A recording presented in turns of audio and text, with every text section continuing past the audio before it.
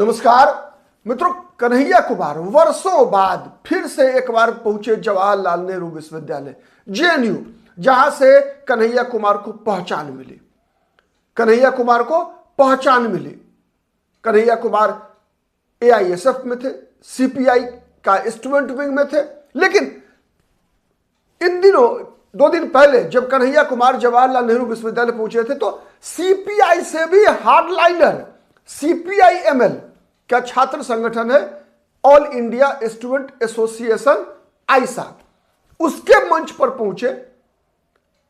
क्यों पहुंचे? पार्टी बदल चुके हैं, वो तो सीपीआई छोड़कर कांग्रेस पार्टी में शामिल हो चुके हैं, चुनाव लड़ चुके हैं कांग्रेस पार्टी की टिकट पर, और कांग्रेस पार्टी के ऑब्जर्वर है केरल में। मित्रों, केरल में मुख्य ऑब्जर्वर वहां है सचिन पायलट और को ऑब्जर्वर के रूप में कन्हैया कुमार है। तो दरअसल कन्हैया कुमार केरल चुनाव को साधने के लिए ही कई वर्ष के बाद जवाहरलाल नेहरू विश्वविद्यालय के मंच पर पहुंचे थे मित्रों। और वहां जो नारेबाजी हुई ना, ये एक एक नारेबाजी केरल चुनाव को साधा गया था। कैसे, मैं बता रहा हूं आपको एक एक करके। आप पूरा वीडियो देखिएगा और पसंद आता है तो लाइक कीजिए, शेयर कीजिए, जिससे कि अधिक से अधिक लोगों तक बातें पहुंच सके। असहमत है या सहमत है तब भी कमेंट कीजिएगा जरूर। और यदि अब तक पॉलिटिकल आइडिया को सब्सक्राइब नहीं किया है तो प्लीज सब्सक्राइब कीजिएगा। मित्रों, कन्हैया कुमार, सबसे पहले जानिए कि जेएनयू में नारे कौन कौन से लगे। जेएनयू में नारे लगे, ब्राह्मणवाद से आजादी समझ में आता है, मनुवाद से आजादी, कहा जाता है कि दोनों लगभग एक ही है, चलिए चलता है। पूंजीवाद से आजादी, सही है, नहीं होना चाहिए पूंजीवाद। उसके बाद नारा लगता है पितृसत्ता से आजादी, पितृसत्ता से आजादी नहीं होना चाहिए। जेंडर इक्वलिटी, लोकतंत्र है, भारत संविधान से चलता है और भारत में हर पुरुष को उतना ही अधिकार है जितना महिलाओं को अधिकार है। लेकिन साथ साथ हर पुरुष के लिए जो कर्तव्य है उतना ही कर्तव्य महिलाओं के लिए भी है, चाहे वो परिवार के प्रति हो, चाहे वो समाज के प्रति हो, चाहे वो देश के प्रति हो। सबके पास अधिकार और कर्तव्य दोनों है संविधान की व्यवस्था के अनुसार। और चूंकि भारत में लोकतंत्र है, भारत में कोई तानाशाही नहीं है, ये सब चीजें बंद हो जाती है मित्रों वहां जहां आईसा की सरकार होती है। आईसा मतलब कम्युनिस्टों की सरकार होती है। बताइए दुनिया के एक ऐसा देश, बताइए दुनिया के एक ऐसा देश जहां कम्युनिस्ट की सरकार पहले रही हो या आज है, वहां पर क्या ऐसी नारेबाजियों की आजादी है? ऐसे नारे लगाने की आजादी मिलती है? नहीं मिलती है। इतिहास पलट कर देखिए, नहीं मिलती है। इसके अलावा पितृसत्ता से आजादी और एक और नारा, आप वीडियो सुन लीजिए आप चलाकर, ठीक है, इस्लामोफोबिया से आजादी, इस्लामोफोबिया से आजादी, ब्राह्मणवाद से आजादी, जो प्रमुख 5 मैंने नोट किया, ब्राह्मणवाद से आजादी, मनुवाद से आजादी, पूंजीवाद से आजादी, पितृसत्ता से आजादी और इस्लामोफोबिया से आजादी। मैं ये 5 इसलिए बता रहा हूं मित्रों, और कई आजादी की बातें की गई। 2016 याद करेंगे तब तो कश्मीर की आजादी की बात की गई थी, मणिपुर की आजादी की बात की गई थी, सबकी आजादी की बात की गई थी। लेकिन खैर हम उसके पूरे भीतर तक नहीं जाएंगे। आज केवल इन 5 नारों का हम थोड़ा पोस्टमार्टम करते हैं और जानने का प्रयास करते हैं कि कन्हैया कुमार जेएनयू जाना ही केवल और केवल केरल में चुनाव को प्रभावित करने का एक जिससे कि अब इस विषय को प्रोपगंडा के रूप में इस्तेमाल किया जा सके। तो एक एक बातें, एक एक धागे हम खोलने का प्रयास करते हैं मित्रों। ब्राह्मणवाद से आजादी, मनुवाद से आजादी, आपको लगता है कि जिस दिन भारत ने संविधान को स्वीकार कर लिया, भारत ने लोकतंत्र को स्वीकार कर लिया, उसके बाद कोई ब्राह्मणवाद है देश के अंदर? अस्तित्व में है? नहीं, समाज के अंदर है, कुछ अवशेष बचे हुए हैं, उसके कुछ अवशेष बचे हुए हैं ब्राह्मणवाद के। कई जगह से यह सूचनाएं आती है कि दलितों को प्रताड़ित किया गया, या फिर कभी कई जो गैर सवर्ण जातियां हैं उनके लिए अपशब्दों का इस्तेमाल किया गया, असम्मानजनक शब्दों का इस्तेमाल किया गया। लेकिन यह भी सच्चाई है मित्रों, साथ साथ यह भी सच्चाई है कि जिसे आप तथाकथित अग्र जाति के लोग कहते हैं, उसे भी कई जगहों पर जहां उसकी आबादी कम है उसकी आबादी जहां कम है वहां जिनकी आबादी है उनके द्वारा भी ऐसे ही शब्दों का इस्तेमाल किया जाता है। नहीं, ब्राह्मण के लिए बभना, ठीक है, मतलब जिस प्रकार की बात मैंने बताया, ठीक है, तो बनिया के लिए तेलीवा या इस तरह की बातें इस्तेमाल होती है, कॉमनली होती है, ठीक है। जहां जो कमजोर होता है उसे दबाने का प्रयास, कहा जाता है कि हर बड़ी मछली छोटी मछली को खाने का प्रयास करती है, लेकिन हर छोटी मछली को संरक्षण कहां मिलता है लोकतंत्र में? संविधान से संरक्षण मिलता है, सही है ना? संरक्षण संविधान से मिलता है। और समाज पर नियंत्रण 3 चीजों का होता है मित्रों, 3 चीजों का होता है। एक तो कानून का होता है, दूसरा भगवान का होता है, तीसरा समाज का होता है। सहमत है या नहीं है आप? नहीं, कोई व्यक्ति कोई भी कुकर्म करने से डरता है 3 कारणों से। नहीं, 3 कारणों से। देखिए, मैं जो बात बता रहा हूं मित्रों समझने का प्रयास कीजिएगा। अगर आप असहमत हैं तो कमेंट जरूर कीजिएगा शालीन भाषा में। 3 चीजों से लोग डरते हैं। एक तो कानून से, पुलिस से, जिसे हम संविधान कहते हैं। हमारे यहां लोकतंत्र है तो चलता है संविधान से, उससे डरता है। कानून से लोग डरता है किसी भी गलत काम को करने से। दूसरा डर होता है लोगों को भगवान का, जो कि हमारी मान्यता ऐसी है कि वो ओमनी प्रेजेंट है लेकिन वो निराकार है। नहीं, निराकार है, इस्लाम भी कहता है कि उसका कोई आकार नहीं है ना? ठीक है, हम हिंदुस्तान के लोग जो सनातनी है, हिंदू समाज है, वो मानता है कि भगवान के प्रतीक के रूप में भगवान निराकार है।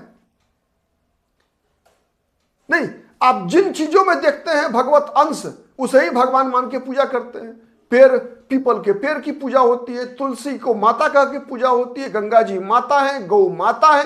मतलब इस धरती पर जितने भी गॉड पार्टिकल्स हैं सबके अंदर भगवान का अंश है। हम तो मानते हैं कि भौ से भूमि, गौ से गगन, वो से वायु, औ से अग्नि और नौ से नीर, यही भगवान है। पंच तत्व ही भगवान है, ठीक है, और सबकी पूजा होती है, ठीक है। और भगवान कौन है? जिसे हम कहते हैं कि वो निराकार है, एक महाशक्ति जिसे हम कहते हैं कि परम पिता परमेश्वर कौन है? तो महादेव है। तो महादेव है तो क्या उनका कोई आकार है? नहीं, कैलेंडर पे जो भगवान का प्रूफ छपा है उसे ही हम मान लेते हैं महादेव। नहीं, भगवान राम का जो कैलेंडर्स पे फोटो छपता है उसे ही मान लेते हैं। तो ये सच्चाई है, इसलिए वो निराकार है। उनका कोई रूप नहीं है, उनका कोई आकार नहीं है। और हर धर्म प्रायः यही मानती है, इस्लाम भी यही मानती है। लेकिन एक बात बताइए आप, पितृसत्तात्मक, तो मैंने बताया कि भगवान एक ही है। और तीसरा, लोग डरते हैं समाज से। समाज से, सच है ना? और इन 5 में मित्रों एक पूंजीवाद को छोड़ दीजिए, पूंजीवाद को छोड़ दीजिए। पूंजीवाद पे हम थोड़ा अलग से बात करेंगे। इस पूंजीवाद को आप माइंड साइड कीजिए तो बच गए कौन कौन? ब्राह्मणवाद, मनुवाद, पितृसत्ता और इस्लामोफोबिया। बचा ना? ठीक है, तो अब आप बताइए कि ब्राह्मणवाद और मनुवाद जिसके अंदर माना जा रहा है ये चीजें की, और उसमें सच्चाई भी कुछ हद तक है। किन कारणों से है उस पर कभी और दिन बात करेंगे। लेकिन एक बात सच है कि आज भी उसके अंश बचे हुए हैं वहां जहां दलितों के साथ, गरीबों के साथ, पिछड़ों के साथ अन्याय होता है, संविधान का पालन नहीं होता है, उनको उनके अधिकार से वंचित किया जाता है। तो इससे आजादी मिलनी चाहिए, कहीं कोई दिक्कत नहीं है। लेकिन पितृसत्ता को भी और इस्लामोफोबिया को भी एक साथ कैसे आजाद हो सकता है मित्रों? ये मुझे समझ आइए कोई। अगर दुनिया में अगर पितृसत्ता मतलब पुरुषों के अधीन महिलाओं का होना अगर किसी भी धर्म के अंदर सबसे ज्यादा है तो वो कहां है बताइए आप? पूरी दुनिया का इतिहास देखिए, दुनिया का वर्तमान देखिए और भविष्य की कल्पना कीजिए। केवल मैं बता रहा हूं, पूरे दुनिया का आप इतिहास देख लीजिए कि महिलाओं का दर्जा क्या है इस्लाम के अंदर, और महिलाओं का दर्जा हिंदुत्व, सनातन और साथ साथ अन्य धर्मों में, जितने भी दुनिया के अंदर धर्म हैं उनमें और इस्लाम में महिलाओं का दर्जा क्या है। शायद आप में से अगर हमारे दर्शक जो मुसलमान भी होंगे वो भी इस बात से सहमत होंगे कि सबसे खराब स्थिति में अगर कहीं मुसलमान महिलाएं हैं तो इस्लाम के अंदर ही हैं। सच है या गलत है? सबसे बुरी स्थिति में। आज भी उनकी स्थिति, आज भी बराबरी का दर्जा तो कभी किसी कीमत पर नहीं है। और ये बातें कई मुल्ला, मौलवी, मौलाना कोट करते हैं इन बातों को और स्वीकार करते हैं कि हम महिलाओं को क्यों नहीं पुरुषों के बराबर आजादी दे सकते। इस बात को लोग स्वीकार करते हैं, आधिकारिक रूप से स्वीकार करते हैं। क्या भारत के अंदर किसी ब्राह्मण ने, किसी सवर्ण ने कभी इस बात को स्वीकार किया कि अगर किसी दलित को घोड़ी पर नहीं चढ़ने दिया गया या घोड़ा पर नहीं चढ़ने दिया गया तो यह बात सच है, उसे नहीं चढ़ने देना चाहिए? नहीं, कोई नहीं स्वीकार करेगा। लगभग 70% लोग, अगर किसी ने ऐसा काम किया है या कोई करता है तो उसे मानता है कि यह क्राइम है और उस व्यक्ति को सजा मिलनी चाहिए। लेकिन इस्लाम को मानने वाले जितना भी मुल्ला मौलवी हैं जो शरीयत की वकालत करते हैं, ये लोग क्या कहते हैं? ये लोग जायज ठहराते हैं। ये दिक्कत है। मतलब न कानून को मानने के लिए तैयार है और न समाज के लोक लाज को। मतलब चाहे वो ट्रिपल तलाक का मामला हो, चाहे वो और जितनी भी प्रथाएं हैं, हर प्रथाओं को, हलाला जैसे प्रथाओं को भी जस्टिफाई करने का प्रयास लोग करते हैं या नहीं करते हैं, ये बताइए। अगर हिंदुओं के अंदर, अगर गैर मुसलमानों में, मान लीजिए मैं बता रहा हूं, चाहे वो कोई भी कुप्रथा रही हो, किन्हीं कारणों से कोई विकृति आई, तो विकृति को जस्टिफाई कोई नहीं करता है क्या? नहीं करता है। विकृति को कोई जस्टिफाई नहीं करता, लेकिन इस्लाम के अंदर जो विकृतियां हैं, क्या उसको कोई मतलब उसका विरोध करने वाला कोई मुल्ला मौलवी मिला है आपको? नहीं मिला है। और इसमें सबसे ज्यादा डिस्क्रिमिनेशन अगर किसी के प्रति है तो महिलाओं के प्रति है। आप थोड़ा देखिए इसको। रही बात इस्लामोफोबिया की, इस्लामोफोबिया मतलब क्या है? मतलब ये बात बताना कि इस्लाम के बारे में जो बातें बताई जाती है कि माने आतंकवाद का जो एक, कट्टरपंथ का जो एक लेबल लगा हुआ है, कट्टरपंथ और आतंकवाद का, और उसके बारे में जब लोग बात करते हैं तो उन बातों पर चर्चा नहीं होनी चाहिए। मतलब इस्लाम पर यह धब्बा लगाया जाता है कि इस्लाम को मानने वाले कट्टरपंथी हैं। उसे ही एक इस्लामोफोबिया नाम जो है पाकिस्तान से निकल कर आया, और चूंकि पाकिस्तान से निकल कर आया तो जवाहरलाल नेहरू यूनिवर्सिटी में तो बजेगा ही बजेगा वो बाजा। तो ये बज रहा है, और इसी से आजादी की बात कन्हैया कुमार भी कर रहे थे। अब आते हैं केरल के चुनाव पर। केरल के चुनाव में क्या स्थिति है मित्रों? ये जितने भी नारेबाजी थी ना, सब केरल चुनाव के लिए है। पूंजीवाद। मित्रों, भारत का इतिहास देख लीजिए। भारत में ही एकमात्र देश है जहां केरल में सबसे पहले कम्युनिस्टों की चुनी हुई सरकार बनी, इलेक्टोरल प्रोसेस से सरकार बनी, ईएमएस नंबूदिरीपाद की। क्या पिनराई विजयन क्या पूंजीवादियों को सुविधाएं उपलब्ध नहीं कराते? तो एक सबसे पहला जो पॉलिटिकल आप कह सकते हैं स्कूल, राजनीतिक विद्यालय कन्हैया कुमार का रहा है कम्युनिस्ट का। और दूसरा, भारत में इस पूंजीवाद के जनक कौन है? कौन है जनक मित्रों? पूंजीवाद के जनक कौन है? सरदार मनमोहन सिंह के अलावा कोई है क्या? नहीं है ना। चलिए इससे आगे बढ़ते हैं। अब बढ़ते हैं केरल पर। क्यों ऐसा केरल में है?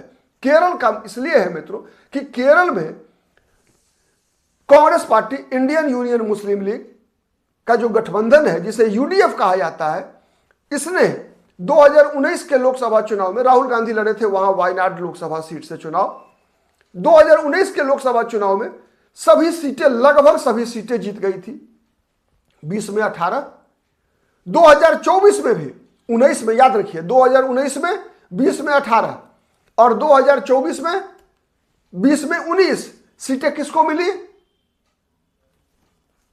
सॉरी, 19 मिला 19 में और 18 मिला 24 में कांग्रेस पार्टी को, यूडीएफ को, कांग्रेस पार्टी वाली यूडीएफ को मिला।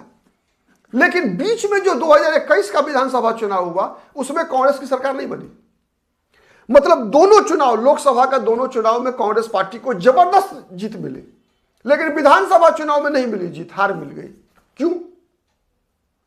यही वो फैक्टर है मित्रों जिस कारण से कन्हैया कुमार पहुंचे थे जवाहरलाल नेहरू विश्वविद्यालय। और जवाहरलाल नेहरू विश्वविद्यालय आज भी वामपंथियों का लेनिनग्राद है, वामपंथ का लेनिनग्राद है। बौद्धिक जितने भी खुराक कम्युनिस्टों के पास होती है वो सब के सब पहुंचती है जेएनयू से। बौद्धिक खुराक का मैन्युफैक्चरर जो है वो जवाहरलाल नेहरू यूनिवर्सिटी है, कम्युनिस्ट का भारत में। वैसे कम्युनिस्ट लगभग खत्म हो चुके हैं, जंगल से तो 31 मार्च को खत्म हो जाएंगे, अब सड़क पर कब तक है देखना है। ठीक है, तो केरल में क्या हुआ मित्रों? 2021 में कांग्रेस क्यों नहीं जीत पाई थी? मैंने पिछले कई वीडियो में कहा है मित्रों, 2021 में कांग्रेस चुनाव नहीं जीत पाई थी। इसका कारण था कि कांग्रेस पार्टी और मुस्लिम लीग का जो गठबंधन है उसके खिलाफ पूरे हिंदुओं का ध्रुवीकरण था। हिंदुओं का ध्रुवीकरण हुआ और उस ध्रुवीकरण का फायदा मिला सीपीएम के पिनराई विजयन को। इस बार भी पिनराई विजयन उसका फायदा उठाने का प्रयास कर रहे हैं, लेकिन इस बार दिक्कत यह है कि वो वोट जो हिंदुओं का ध्रुवीकरण, कंसोलिडेशन पिनराई विजयन के पक्ष में हुआ था, सीपीएम के पक्ष में हुआ था, वो इस बार बीजेपी के पक्ष में होता हुआ दिख रहा है। और बीजेपी के नेतृत्व वाला एनडीए का सीधा मुकाबला होता हुआ दिख रहा है कांग्रेस पार्टी के नेतृत्व वाली यूडीएफ के साथ। तो कन्हैया कुमार का कम्युनिस्टों के मंच पर जवाहरलाल नेहरू विश्वविद्यालय जाकर कम्युनिस्टों को यह संदेश देना था। यह संदेश कम्युनिस्टों के लिए था, केरल में कम्युनिस्टों के लिए था कि आप बीजेपी को मदद मत कीजिए, क्योंकि वहां के कम्युनिस्ट का मूल आधार रहा है हिंदू जातियां। हिंदुओं में भी विशेषकर जो पिछड़े वर्ग के इजावा समुदाय के लोग हैं और दलित समुदाय के लोग हैं, ये दोनों इजावा और दलित, ये दोनों माने एकदम एंटी कांग्रेस रहे हैं। और ये एंटी कांग्रेस ही नहीं, एंटी इंडियन यूनियन मुस्लिम लीग भी हैं। तो उन कम्युनिस्ट मतदाताओं को संदेश देने के लिए कम्युनिस्टों के मंच पर जाकर कन्हैया कुमार ब्राह्मणवाद से आजादी, मनुवाद से आजादी, पूंजीवाद से आजादी, पितृसत्ता से आजादी, इस्लामोफोबिया से आजादी की मांग कर रहे थे, जिससे कि इस्लाम के विरोध में जो वहां एकजुटता बढ़ रही है केरल में, न केवल हिंदुओं की बल्कि ईसाई भी इंडियन यूनियन मुस्लिम लीग, पीएफआई, एसडीपीआई, माने एक और वेलफेयर पार्टी ऑफ इंडिया जैसे राजनीतिक समूहों के बढ़ते हुए ताकत और बढ़ता हुआ प्रभाव से असुरक्षित महसूस कर रहे हैं। और इसीलिए संभावना इन बातों की बनती जा रही है कि केवल हिंदू ही नहीं बल्कि ईसाई समाज के लोग भी वहां भारतीय जनता पार्टी के पक्ष में गोलबंद होते जा रहे हैं।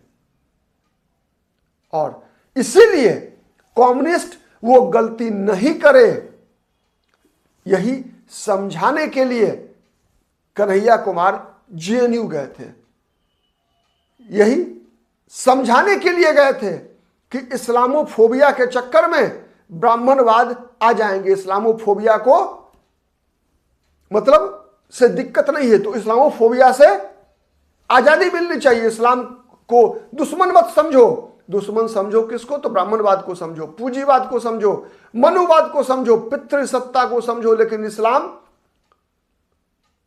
महिलावादी है। ठीक है, तो इसीलिए इन्हीं सब बातों को समझाने के लिए कन्हैया कुमार गए थे। आपको मैं कितना समझा सका कमेंट करके बताइएगा। और वीडियो यदि पसंद आता है मित्रों तो जरूर शेयर कीजिए। अब तक यदि पॉलिटिकल आइडिया को सब्सक्राइब नहीं किया तो एक बार फिर से आपसे आग्रह है कि सब्सक्राइब जरूर कीजिए। आज के लिए इतना ही, नमस्कार।